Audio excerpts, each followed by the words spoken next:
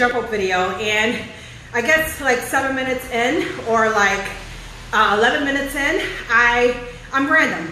You know what I'm saying? Random. So I ended up giving a message because I was listening to shouting music. I was just giving a message to the people that be going to church and they be shouting for like 32 seconds, and just telling them how they can use exercise or jump rope to build up their stamina and their conditioning so that they can shout longer than like 32.5 seconds. You know what I'm saying? So anyway, I also further along in that video, I gave a random message about high blood pressure and diabetes. So since some of you may not watch that video, I decided to just do a separate video, or I can just edit out that video and get that part in because it was very vital, very important. So anyway, this is just a little message for people that have, you know, high blood pressure, diabetes. And I'm not talking about diabetes 1, because most times people that have diabetes 1, unfortunately, is something that they live with for their entire life. You know, I have a friend that, you know, that has that diagnosis since she was a kid, you know. So this is really about diabetes 2, things, the one that you can kind of control with lifestyle. So anyway, I was giving an example in that live video about people who may be in the faith, the life of 35 minutes completed. I need to stop Burn that. calories 771 calories. Okay, let me stop that. So there are some people that are in the life and they go to church or they have faith and they're being told to pray your diabetes away, pray your high blood pressure away. And in that video, I just made it a point to tell people it's things that you have to do in order to get these things off. So, you know, they say faith without works is dead. You know what I'm saying? I don't want to recreate that video, so I want to take that part out of it and just generalize high blood pressure, diabetes. So a little bit of my story. I have, like, these things run rampant in my family, okay? Very rampant in my family. My dad, he had diabetes, he had high blood pressure, he had blood clots in the lung, all kind of things he had going on.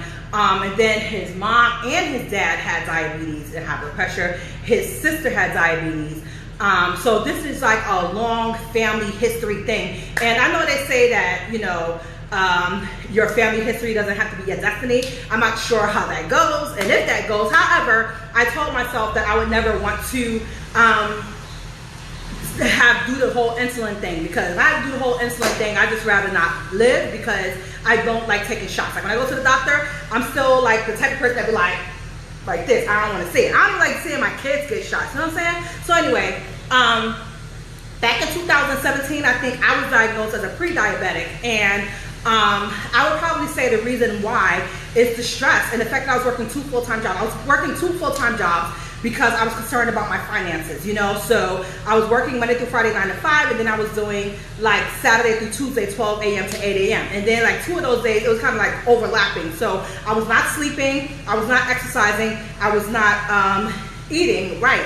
And in that time, I had gained about 50 pounds. So after I had my son, T-John, my last son, I thought I was fat. You know, I wasn't even fat. I was like 220 something pounds. And then I had ended up blowing up to like 250 something pounds. You know what I'm saying? Like, that was crazy. 250 something pounds I was, because I wasn't doing the things that I know, and then the stress, and then not eating right, not exercising, not doing the things that I needed to do. So I went to the doctor. They said, you're pre-diabetic, and you know, I had a black doctor, just lose some weight, just lose some weight.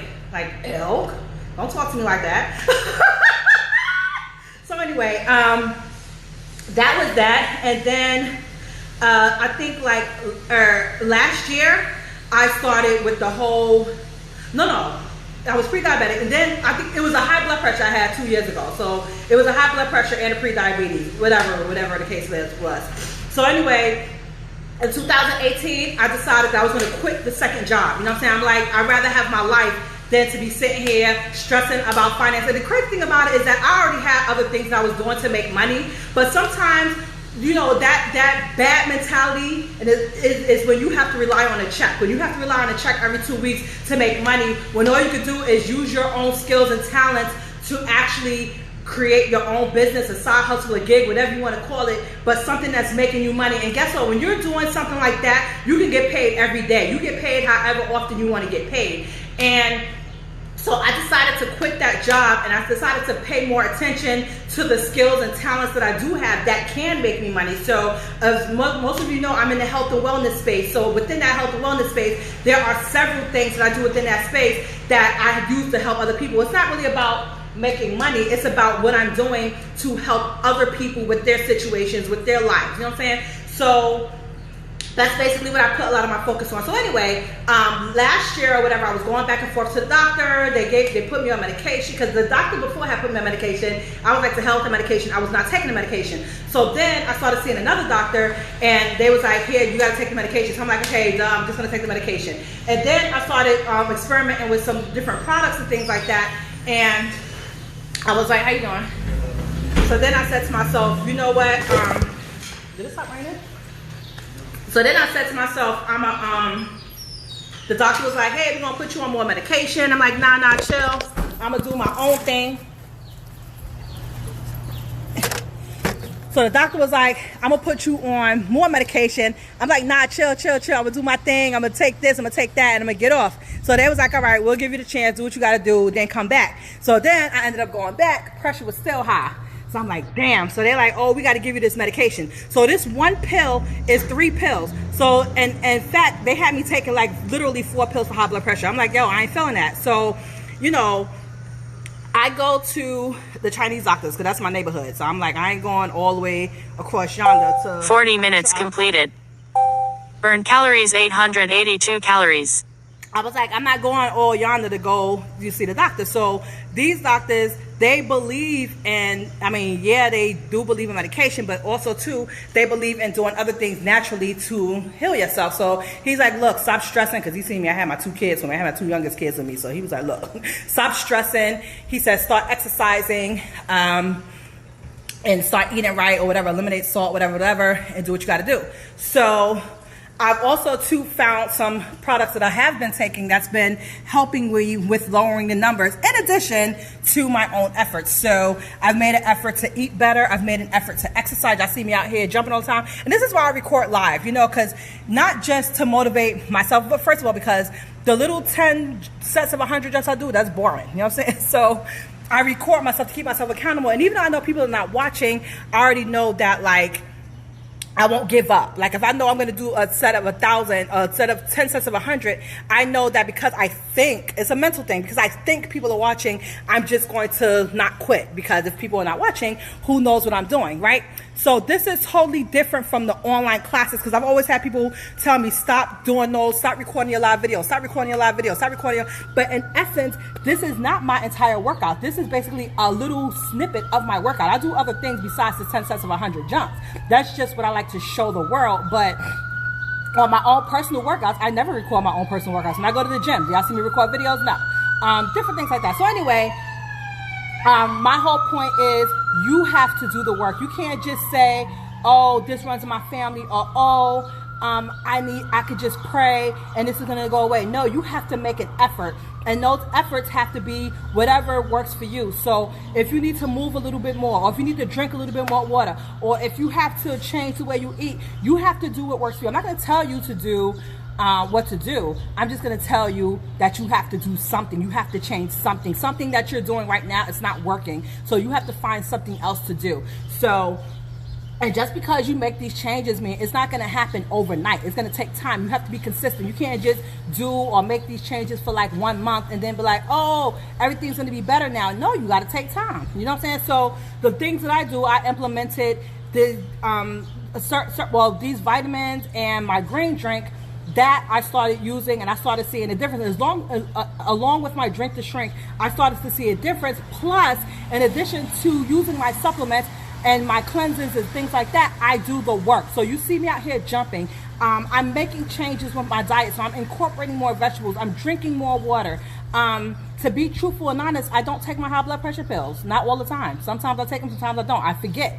Because when I measure my blood pressure, the numbers is good. So my goal was to actually go to the doctor this month and have them take me off of medication, like the right way.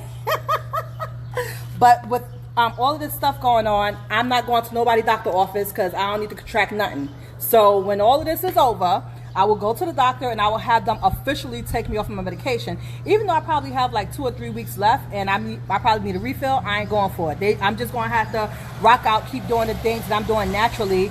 That's been working. So this is not to say to don't do, and first of all, don't even take my advice. only part of the advice that I want you to take of mine is eat better, drink more water, exercise, okay? And whatever else you have to do. Drink your green drink, take your vitamins, take that advice. But don't take that advice about medication. If you want the doctor's orders, follow the doctor's order. I'm just telling you what I do for myself, okay? Because like I said, not only am I not, like, I am actually doing the thing. So in January, I was about 246 pounds, you know? Now I'm about 235-ish, whatever. So when I do go back to the doctor eventually, whenever it's all right and safe to go back to the doctor again, they're gonna see that I'm not just asking them to take me off, I'm showing them that I've been doing the work. So they want me to lose some weight, okay, boom, the weight is coming down. They want me to do this or do that, good, I'm doing it. And it's all going to show in my lab work, it's all going to show in my numbers, because that at the end of the day is the measurement of what's really going on, is when they take your blood work. So this is why I'm a huge believer in going to the doctor. And yes, everybody, take this time. Like this, like COVID-19 is horrible, yes, it's really horrible, but there's also, I need to do a whole separate video about that. Matter of fact, let me cut this video out and let me go. Recently diagnosed with high blood pressure, received prescription up, working to get off as well, juicing and trying to get back active, continue to drink. Yes, Renee, thank you so much for sharing. Definitely, like I said, do 45 minutes completed. I need to turn that off. Burn calories 992 calories. Definitely do what the doctor told you to do, but in the meantime, make the changes, make the necessary changes that you need to do in order to get off, because you don't have to stay on this for the rest of your life. You know, they tell you that you have to stay on this for the rest of your life, but you really don't.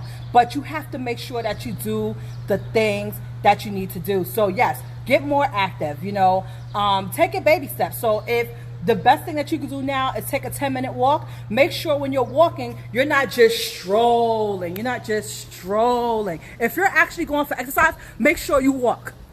Make sure you walk like, like that, okay? So you don't want to just stroll. No, that's not a 10-minute walk. When you do your 10-minute walk, you want to do a power walk. That's going to be considered exercise. Matter of fact, that's how I always walk. So when I have my fit thing on, it actually, every time I walk, because of how I walk, it takes my walk as exercise. So my Samson watch, it really picks up and it'd be like walking detected. And that's because I always walk fast. Yes, it's been proven.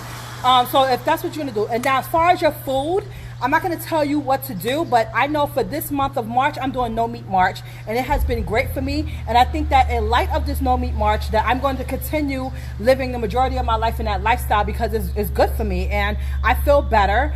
So I think I'm going to continue living